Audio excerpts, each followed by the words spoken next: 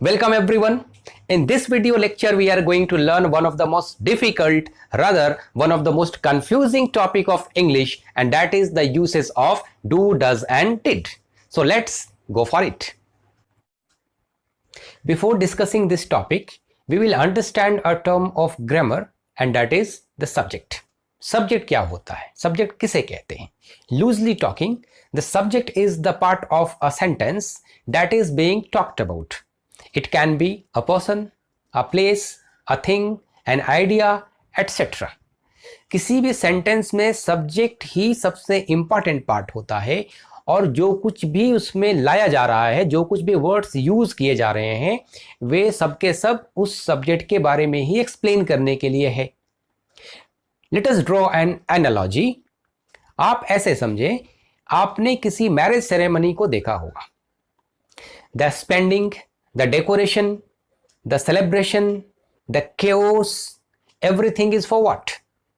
It's for the bride and the groom. शादी में आप जो कुछ भी देखते हैं वो सब का सब किसके लिए होता है? दुल्हन के लिए, दूल्हा के लिए.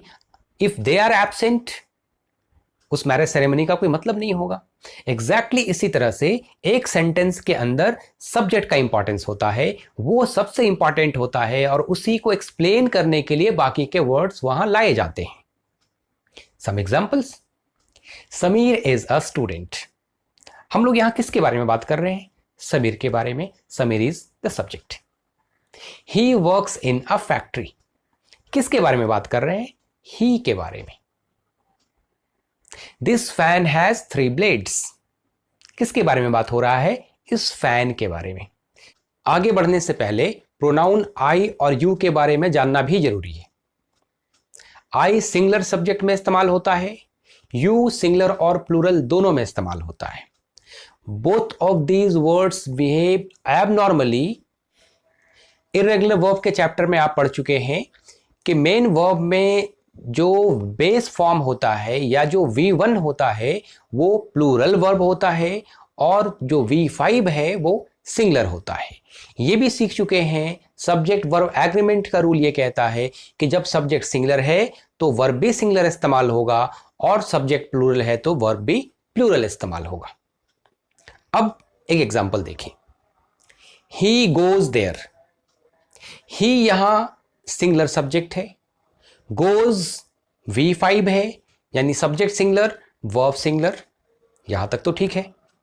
लेकिन ही की जगह अगर हम आई का इस्तेमाल कर लें तो ये हुआ I go there.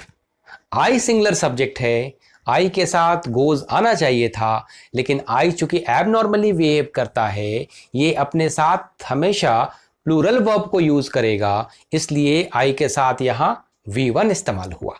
I go there. दूसरा एग्जाम्पल देखें. She creates history every year. वह हर साल नया इतिहास रचती है. शी सिंगुलर है, क्रिएट में एस लगाकर V5 बनाया गया, ये वर्ब भी सिंगुलर है. शी क्रिएट्स हिस्ट्री सेंटेंस सही है. लेकिन अगर शी के जगह आई का इस्तेमाल कर दें, यू का इस्तेमाल कर दें, तो क्रिएट्स में से एस हट जाएगा, यानी आई के साथ V1 इस्तेमाल करना पड़ेगा.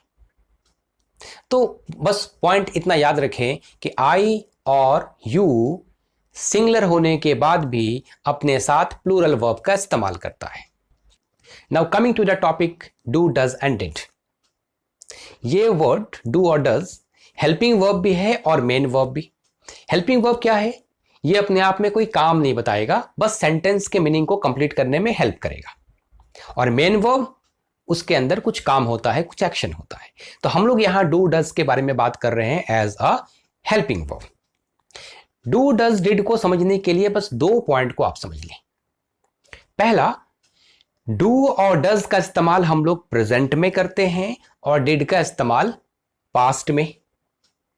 दूसरा, डू और डज दोनों प्रेजेंट में इस्तेमाल हो रहा है तो दोनों में कुछ डिफरेंस होगा, और वो डिफरेंस ये है कि डज का इस्तेमाल तब करेंगे जब सब्जेक्ट सिंगुलर हो, ही, शी, इट, और डू का इस्तेमाल तब करेंगे जब सब्जेक्ट प्लूरल हो, या आई के साथ या यू के साथ.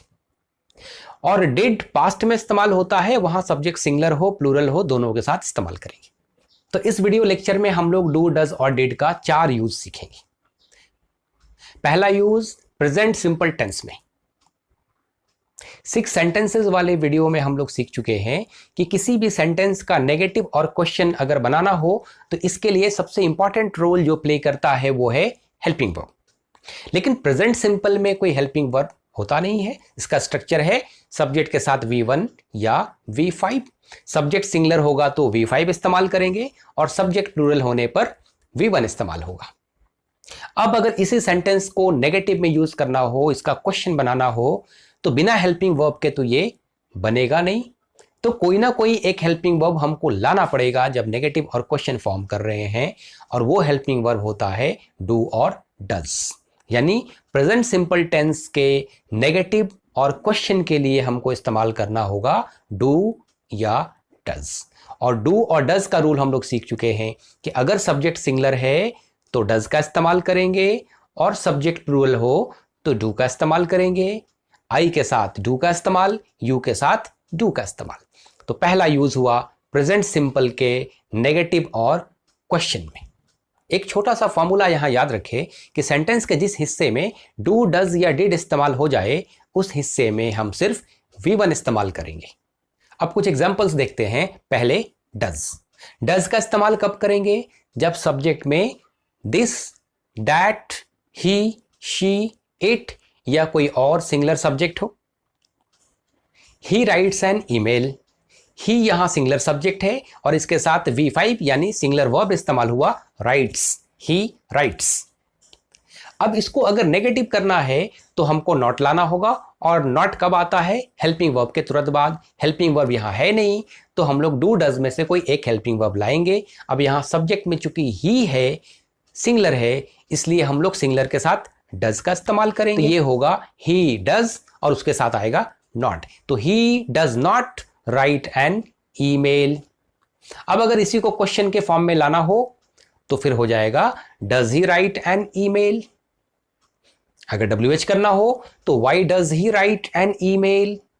और इसका डिटेल्स हम लोग 6 सेंटेंसेस वाले वीडियो में सीख चुके हैं।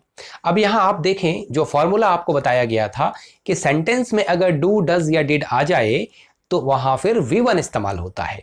ओरिजिनल सेंटेंस था ही राइट्स एन ईमेल, यहां राइट्स V5 है, लेकिन जैसे ही डज इस्तेमाल हुआ V5 कन्वर्ट हो गया V1 में, राइट्स चेंज हो गया राइट में। दूसरा example, India pledge cricket. India is singular, play S लगाया गया, V5 बना यानी singular, singular subject singular verb.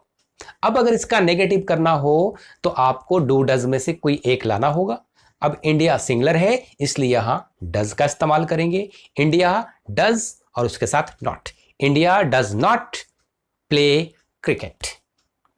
अब यहां देखें, ओरिजिनल सेंटेंस में प्ले में एस लगाया गया था, V5 था, लेकिन जैसे ही डज का इस्तेमाल हुआ वो V5 कन्वर्ट हो गया V1 में, प्लेज में से एस निकल गया, तो ये हुआ India does not play cricket. याद रहे कि आप सेंटेंस में जब डू, डज ला रहे हैं और उसके साथ वर्ब में एस लगा देंगे तो आपका सेंटेंस गलत हो जाएगा। कुछ और एग्जांपल्स देख लें।